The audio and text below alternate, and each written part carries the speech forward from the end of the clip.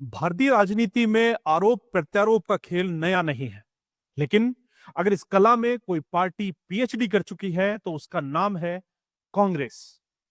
चुनावी हार के बाद खुद का चेहरा आईने में देखने की बजाय कांग्रेस का पहला कदम होता है उंगली किसी और की तरफ उठाना।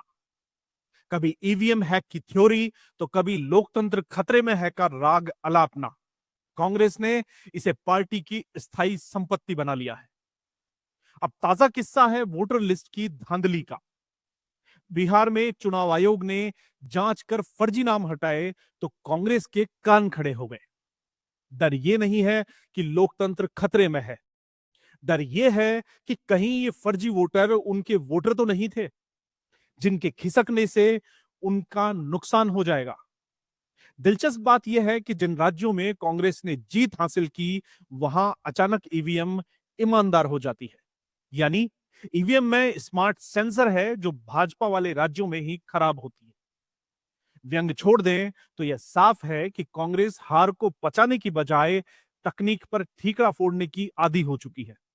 इस रणनीति का फायदा यह होता है कि समर्थकों में हमारे साथ धोखा हुआ है वाली भावना जिंदा रहती है और हार की असल वजह जैसे संगठन की कमजोरी, नेतृत्व का असमंजस और जनता से कटाव पर कोई चर्चा नहीं होती। बिहार में चुनाव आयोग ने फर्जी वोटरों के नाम काटे, यह एक सामान्य प्रक्रिया है। हर चुनाव से पहले यह होता है ताकि निष्पक्षता बनी रहे।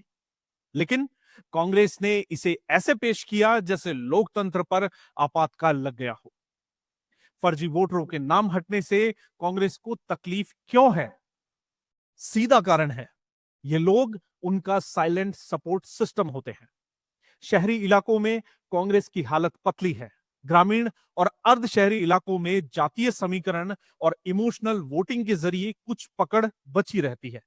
ऐसे में अगर चुनाव आयोग वोटर लिस्ट साफ कर दे तो कांग्रेस का गणित बिगड़ जाता है। और यही डर लेकर राजस्थान कांग्रेस ने जयपुर में बुधवार को पैदल मार्च निकाल दिया। नेतृत्व में गोविंद सिंह डोटासरा, साथ में अशोक गहलोत, सचिन पायलट, टीकाराम जूली, प्रताप सिंह खाचरियावास, यानी स्टार प्रचारकों का पूरा काफिला। लेकिन विडंबना देखिए, इतने बड़े नामों के बावजूद भीड़ इतनी कम थी कि गिनती करने के लिए हाथ की उंगलियां ही काफी थी।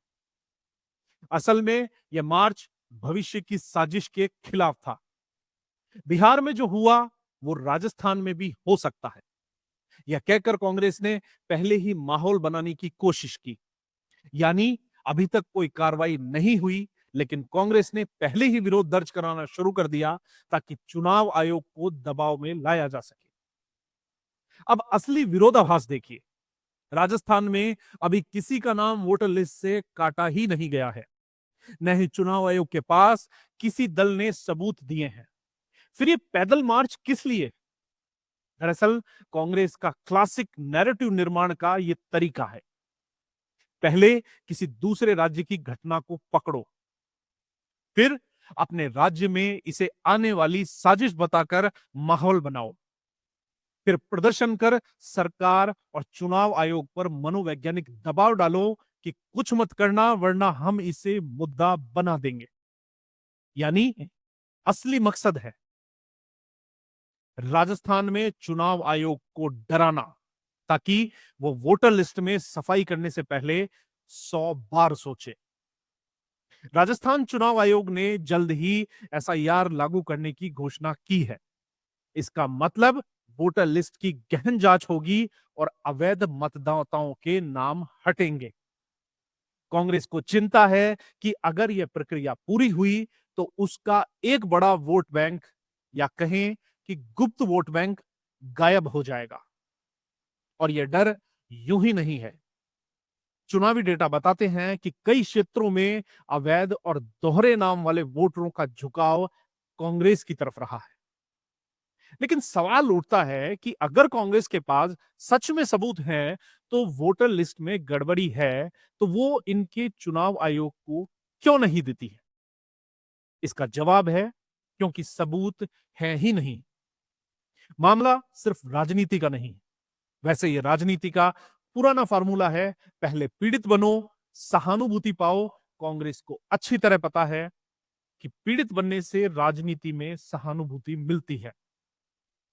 साथियों, आपको याद ही होगा कि इंदिरा गांधी की हत्या के बाद अगले चुनाव में राजीव गांधी को जो रिकॉर्ड बहुमत मिला था, वो किस लिए मिला था? क्या राजीव योग्य थे? नहीं, उन्हें राजनीति का कोई अनुभव नहीं था। लेकिन मां की मौत की सहानुभूति ने वोटों की बरसात कर दी।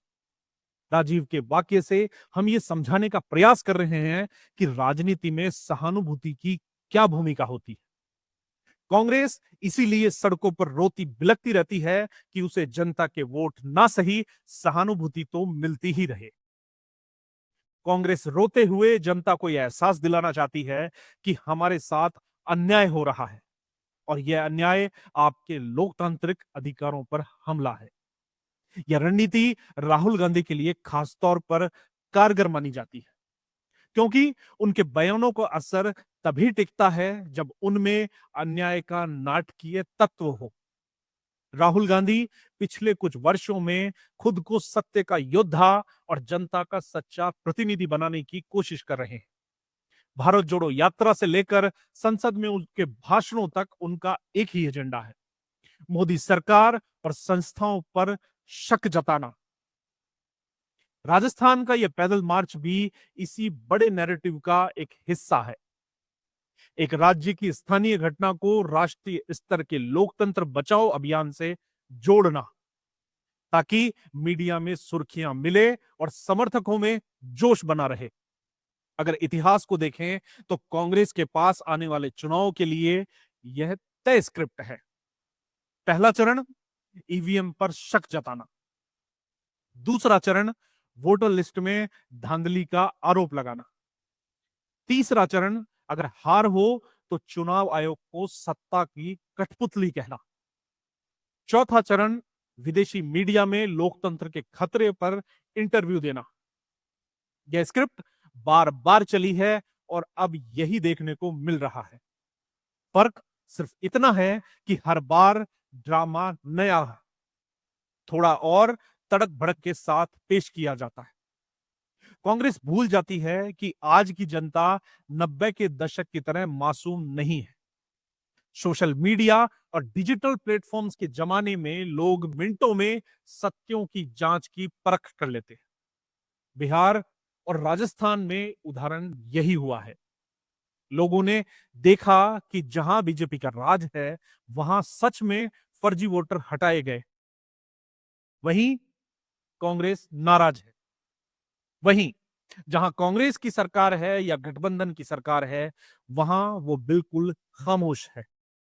यह दोहरा रवैया जनता को और चिढ़ाता है, क्योंकि इससे साफ हो जाता है कि मकसद लोकतंत्र की रक्षा नहीं, बल्कि चिंता सत्ता की भूख की है। राजनीति में नैरेटिव बनाना जरूरी है, लेकिन जब नैरेटिव सिर्फ हार के बहाने और वोट बैंक बचाने के लिए हो, तो वह टिकता नहीं है। कांग्रेस की समस्या यही है, उसका हर विरोध, हर प्रदर्शन, हर बयान एक राजनीतिक निवेश की तरह होता है, जिसमें असल मुद्दा पीछे और चुनावी गणित आगे होता है। राजस्थान का पैदल मार्च, बिहार की वोटर लिस्ट पर चिंता और ईवीएम का पुराना राग, ये सब एक ही तस्वीर के अलग अलग फ्रेम हैं। तस्वीर साफ है कि कांग्रेस चुनाव आयोग को पहले से डराना चाहती है, ताकि वोटर लिस्ट की सफाई उनके लिए नुकसानदेह न हो। लेकिन लोकतंत्र में खेल इतना आसान नहीं। जनता ने बार बार दिखाया है कि वो सिर्फ भावनाओं पर नहीं, बल्कि काम और सच्चाई पर वोट करती है। कांग्रेस अगर यह नहीं समझेगी, तो आने वाले चुनाव में भी उसके पास सिर्फ एक ही काम बचेगा, नई नई बहानों की लिस्ट तैयार करना, ताकि हार का दर्द कुछ समय के लिए हल्का हो सके।